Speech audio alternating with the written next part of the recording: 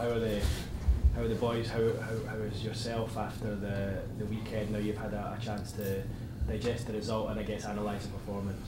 Well, obviously it was a disappointing day for everyone, fans, players, staff and everyone, but it was a big learning day for the team. The response in training has been very, very good and we have to focus. We've got a fantastic game on Saturday evening against a team that's doing really well. So our focus is back on these 20 league games now and it needs to be because obviously we're going away to a team that's second in the league. You said after the game at the weekend that you're hoping the sort of the difference between the sides can help you guys in your training and the players can take that into the training moving forward. Have you maybe noticed any difference in the last few days? Is there certain things that they've perhaps learned from the weekend? We've had a nice chat as a group and to be fair the response in training has been fantastic. They're a group that likes to train anyway, they're a young group, they're a buoyant group and I think at the weekend there was a lot of things in the game that were disappointing for us, but it's feedback and you come back in, it's not the level that we're competing at every week, but it's the level that we want to compete at every week. So it was clear there was a gap and we'll continue to keep working and moving forward. In terms of in the league that we play in the Championship, we've won 4 of the last 7, so we're unbeaten in 3 going into the game. So in terms of the league, and it's a big game for us and it's quickly followed up by another big game with Hull. And so these games where the teams are around us, they're worth a little bit more than the 3 points, if you know what I mean, because it's a knock-on effect to the other team's position as well. I guess obviously, I know you don't want to talk about last weekend, but that was almost like a game in isolation, isn't it? You almost just need to refocus, and you touch on it there, to what you were doing leading up to that game. And as you rightly say, you were 3 matches unbeaten, and it felt like something was building. Yeah, listen, Alex Pritchard has scored his first goal of the season against Preston, so had Nazir Rusin, which was really important for obviously the club, that more people are contributing and adding to maybe 1 or 2 others that have been the main goal scorers for the team this year. We'd kept 2 clean sheets in 3 as well, so there was positive signs. We know that with 20 games to go, there's everything to play for, and we ultimately want to get back in the playoffs and go 1 step further than we went last year. But there's quite a few teams in the Championship that want the same thing at the moment, and it's tightly packed. So it's important that we pick up points in every single game. The Stadium of Light was amazing to see at the weekend. The atmosphere, the fans, the colour. I know obviously you've said when you took the job that you knew what this club was about from your time as an opposing manager coming here, but did it just give you a little taste as to what it could be like here should you manage to get Sunderland back up to the Premier League? Yeah, look, I knew it was a huge club anyway, but I've been massively impressed in what is still inside the first month of being here, with the people that I've met, the passion within inside the building as well, the local people that I've come across, and last weekend the atmosphere in the stadium I thought was fantastic. The people I know that went to the game, scouts, other managers, players, ex-players, everybody has spoke about how special the atmosphere was, and we want those sort of days and nights back at the Stadium of Light weekly. For that to happen, this team that I've got, this young team and staff, we need to really put the foot to the floor, if you like, and be at our maximum for this 20 games, because I think we have an opportunity. It's an exciting group, it's 1 game last week in isolation. We come up against a very good team and we fell short. No one's running away from that fact, but the most important thing is we stay positive on what is a really talented young group of players and helping them grow and develop. And as I say, to come back up last year and get in the playoffs, and we actually got knocked out by the team that went into the Premier League, to be after 26 games in the position we're in is a real positivity for the progress the club's made in the last couple of years. And so it's important this last 4 or 5 months of the season that we're strong, and we get stronger as the season gets to the tail end. Paddy Roberts, is it still, I think you said at the weekend it might be a couple of weeks yet, is that still the plan? I think you said you were just going to use him because you're going to need him for the run, and has anything changed at all? No, Paddy will be out for probably the remainder of this month. We hope to have him back at some point in February. He'll be back before Bradley Dack. Obviously Niles had surgery this week. We won't see him for the best part of a year, maybe a little bit more, which is really disappointing because he was having a great year. And obviously we've released the news about Dennis Sirkin having an operation as well, and will miss 12 weeks. And again, I've only worked with Dennis on 1 or 2 days, so that's hugely disappointing as well. In terms of the transfer window being open, should I say, I think you touched on it again at the weekend. The bench, when you turned to the bench, it was younger than what was out there and perhaps lacking in experience. Do you feel you need to, or can you, beef up the squad at all in this window ahead of the run-in, given the fact that you've got the youngest squad in the Championship? Yeah, there's two things there. Firstly, I do trust the players. It was just a moment of the game and the way that it was balanced, that you have to make a decision for everybody really, and that's the decision that we made on that. But there's no untrust towards those players. A lot of those players have played consecutive big minutes, should I say, in the season this year, and we'll continue to trust them and use them. And then secondly, yeah, we are looking. We're being linked with nearly every number 9 that's breathing at the moment, but we're looking for the right number 9 to come and fit in. It's got to fit within our budget. The player's got to want to come and be really motivated to help us as well. So there's 1 or 2 other positions we're looking at. It's generally a difficult month, and it seems a few teams around us are certainly loading up. You see some people who've already done work. That's not to say we're not busy in the background. We are, but obviously at this moment in time, there's nothing to report on that.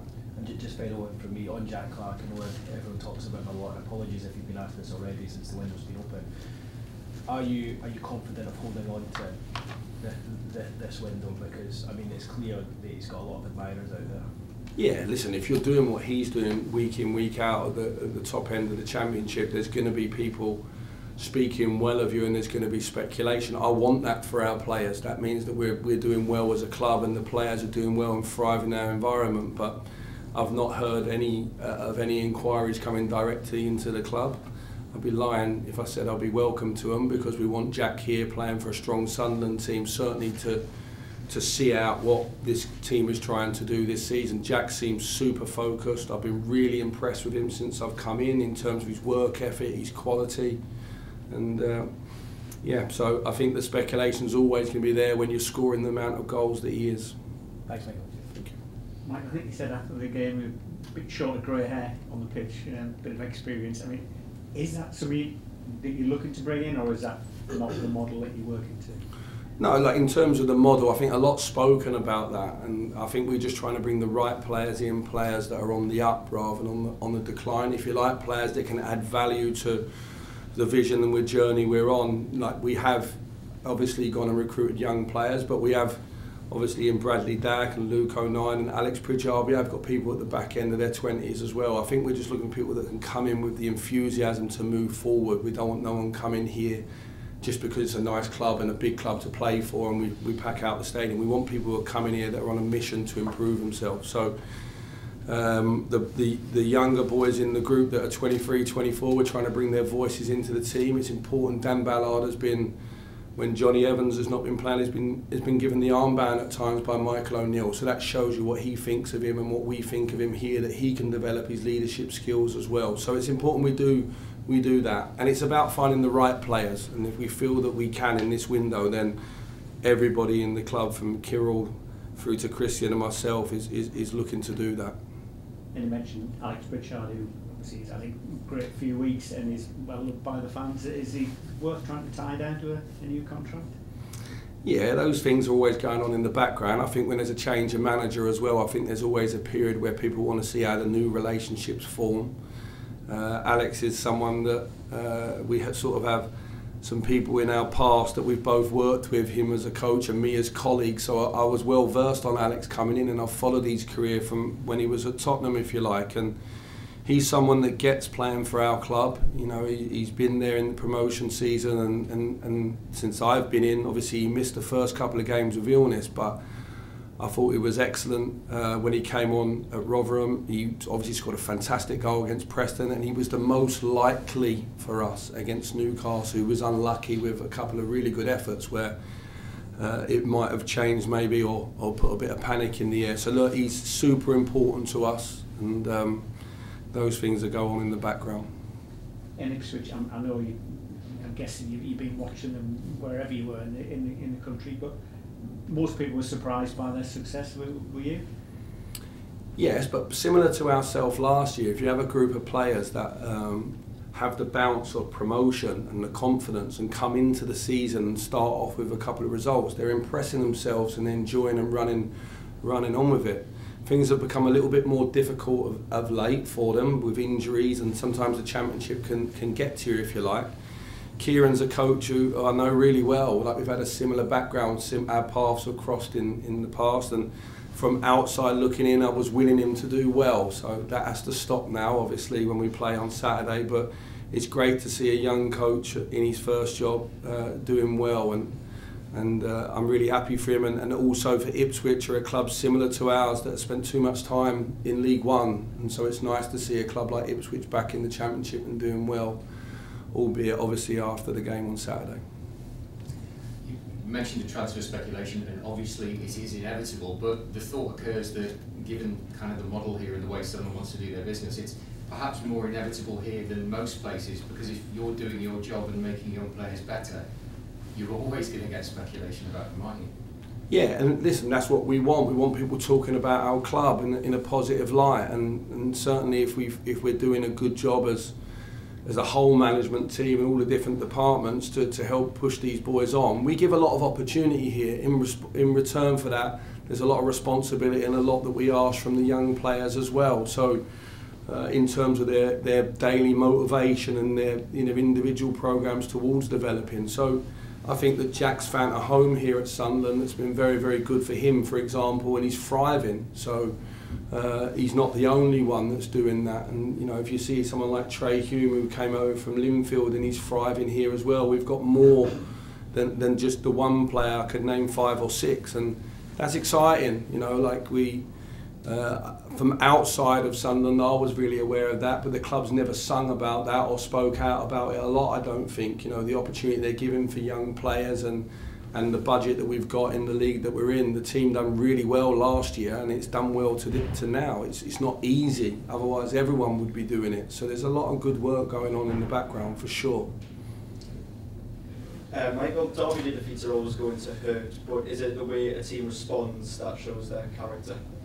Well, with these young players, there's a knowledge now of the gap, of where they want to go and play and where they want to take this team. I felt the game was an eye-opener in that sense, and so we have to drill down now on some of our belief and some of our work and some of our habits to make sure we're pushing towards it. We've had real good signs. If you look at the teams around us in Southampton, West Brom, Leeds, the other teams in the playoff positions we've beaten this season. Hull, the team behind us, we've beaten recently, Preston just behind them. So in the league that we're playing in, we're showing really positive signs. That was just a big jump on the day, and I think the atmosphere for our players as well, for some of them might have been the biggest one they played in. They'll certainly grow from that experience if we're honest about it, and their response this week's been first class. Fans, of course, will also be sore after losing to their local rivals. How do you reassure them in the rest of the season?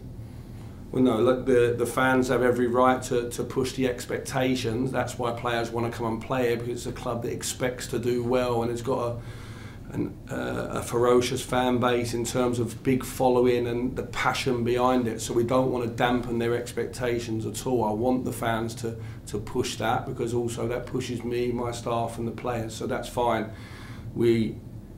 We don't want to lose derby games. It was the first one in a number of years, and it was the first one we lost for even more years than that. So, as I say, in the last 2 years, with the club coming back in the Championship, getting to the playoffs and being in the position we are now, you would say from the outside that the club is really pushing in the right direction, especially when you consider the age of the team as well.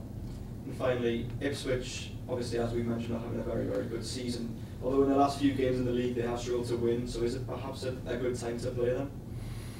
Well, yeah, they've already gone and recruited 2 players to add to what they've got, and so they're really pushing for it. But it will get tough. There was a couple of weeks ago, or maybe a month or so ago, it looked like the top 2 in the league had pulled away from everyone. Now all of a sudden it's looking a little bit tighter towards them and the other teams in the playoff positions. And as I say, every single game in the Championship you have to go to your maximum. For my group to come out of that 4 games in 10 days with me coming in as well and stay in those playoff positions, I thought it was hugely positive. To stay in there while we had the FA Cup break. Now we go into 2 games with Ipswich and Hull, the teams round us. These are massive games. So Ipswich have done well so far this season, but my focus is obviously on us and making sure that we are ready for every single game starting at their place on Saturday.